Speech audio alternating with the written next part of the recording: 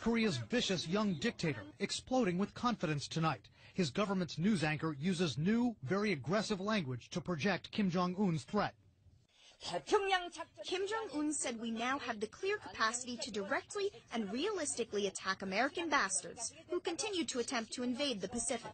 Kim's just tested 2 medium-range ballistic missiles. One failed, but weapons monitors call the other one a partial success because the missile flew 250 miles and even briefly entered space. Saying that he can realistically attack Americans and not just the U.S. in general, that's a new level of threatening language from Kim, right? Yes. The potential for provocation and provocative language is enhanced by Kim by the fact that now he has the technology that goes to match the language. When Kim perfects the so-called Musadon missiles he just tested, experts say he'll be able to strike the Aleutian Islands in Alaska or U.S. military units on Guam. A U.S. intelligence official tells CNN tonight Kim's aggressive language, his celebration of this missile launch, underscores his regime's aspiration to be recognized as a nuclear power. Analysts say Kim also wants to fend off the threat he perceives from his principal enemies, who've just wrapped up a massive military exercise on his doorstep. He wants to deter America from even threatening to intervene. He wants to deter South Korea at the same time, obviously. And to do that, he wants to be able to say, I can attack American bases, kill Americans in their beds. Kim's also believed to be toughening up against the U.S., possibly to extort concessions. Any real provocation where he fires one missile off that's with a real warhead does some damage, he'll be decimated. Pyongyang will become essentially a bowl of glass, and I think he knows that. Still, there are tens of thousands of Americans in Kim's line of fire. More than 28,000 American troops are deployed in South Korea. Analysts worry tonight that if Kim tries to provoke South Korea with artillery fire, maybe a commando raid, that a mishap, a miscalculation from Kim's forces could harm those Americans, then we could be in for a dangerous escalation.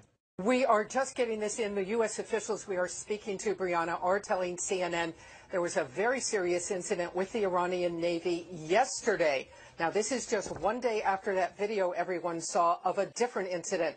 But yesterday, in the northern end of the Arabian Gulf, there was an Iranian fast attack craft that came out into the water and began harassing 2 U.S. Navy ships and a Kuwaiti Navy ship. The Iranians, we are told, were circling the Navy ships. They were coming close.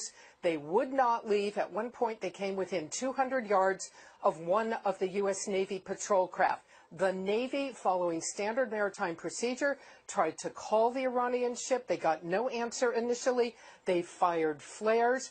They did then have, a U.S. official says, a brief radio-to-radio conversation with the Iranians, but still, the Iranians did not leave. At that point, we are told that this U.S. Navy patrol craft, the USS Squall, then made the decision and fired 3 warning shots into the water to warn the Iranians to pay attention and to back off. This is standard maritime procedure for the U.S. Navy. It rarely happens. It has happened in the past, but this is standard procedure when a U.S. Navy ship feels threatened and that threat does not back off. That is really the last resort before you take lethal action. You fire warning shots into the water. So just yesterday, 3 warning shots fired at the Iranians. And this comes one day after that video that we all saw that 4 Iranian ships, again, Revolutionary Guard Corps ships, came out and harassed another U.S. Navy ship. Perhaps the bottom line here is to note that the U.S. believes these Iranian boats belong to the Iranian Revolutionary Guard Corps. This is one of the most militant arms of the security and military services in Iran. This is not the regular Iranian Navy. There is always concern that these maritime forces of Iran that are doing this are not under the central control of the government, and there is always concern that things can get out of hand. The U.S. Navy yesterday taking the action to fire warning shots at the Iranians and tell them to back off.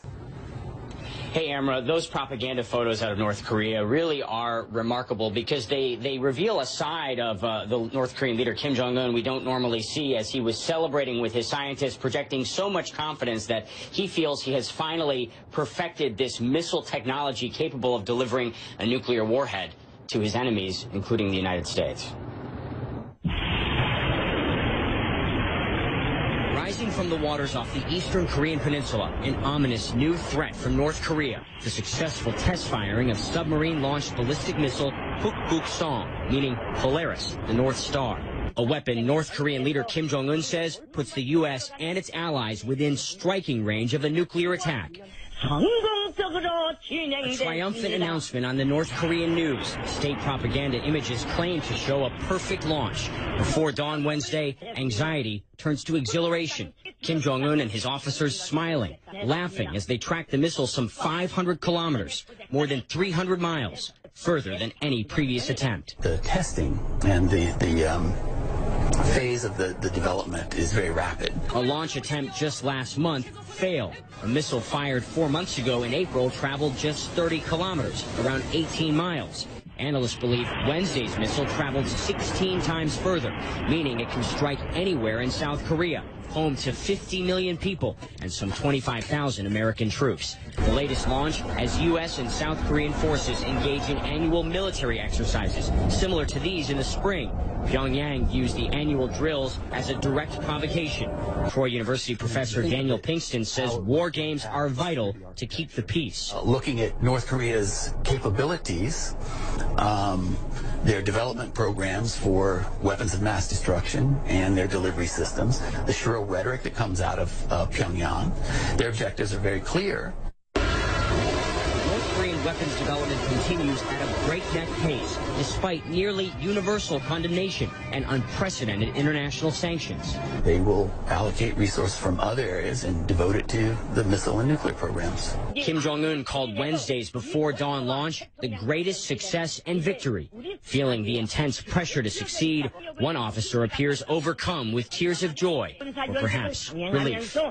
Russia is deploying its ballistic missile and attack submarines in numbers, range, and aggression not seen in 2 decades. In an exclusive interview, the commander of U.S. naval forces in Europe tells CNN the buildup is part of an alarming strategic view. They're very clear that NATO is viewed as an existential threat to Russia. Our military capability, they view in a very visceral way as a threat to Russia. Adding to U.S. concern, Russia is deploying new submarines that are harder for U.S. naval forces to track and detect. Following years and billions of dollars in investment, they are quieter, better armed, and have a greater range of operation. The submarines that we're seeing are much more stealthy. They're acoustically quieter. We're seeing them have more advanced weapon systems, missile systems that can attack land at long ranges. The increased Russian sub-activity is backed by a much broader military expansion. Russia is adding or upgrading some 12 naval bases across the Arctic Circle, expanding its capability to send subs in numbers through the crucial Greenland-Iceland-UK gap into the Atlantic and closer to U.S. and NATO territorial waters. Moscow has also newly stationed 6 submarines in the Black Sea, giving Russia new capability into the Mediterranean. The U.S. believes the new activity is designed to deny NATO, including the U.S., the ability to operate within Russia's so-called near abroad. Increasingly alarmed by Russia's new sub-deployments, the U.S. and its NATO allies are launching new training exercises in anti-sub warfare and deploying new systems, including the P-8 Poseidon. These are sonar buoys dropped into the water to track submarines. The plane can be equipped with torpedoes to destroy those submarines. Russia's growing military activity extends above the surface as well. A Russian fighter jet's flyby of the USS Donald Cook this week, coming within 30 feet laterally and 100 feet vertically, is behavior that U.S. naval commanders have not witnessed since the Cold War. We had issued radio calls in both English and Russian, and the aircraft didn't respond and proceeded on a course directly at the ship. So while we've seen these interactions before, this one was different because of the proximity to the ship, the altitude, and the flight path that it took. These are the big guns of Russia's modern army. The Iskander-M missile system seen launching a cruise missile during a carefully choreographed training exercise in April. And yet this is not NATO's biggest fear. Last year, President Putin announced more than 40 new missiles would be added to Russia's nuclear arsenal, prompting concerns in Washington of a new Cold War.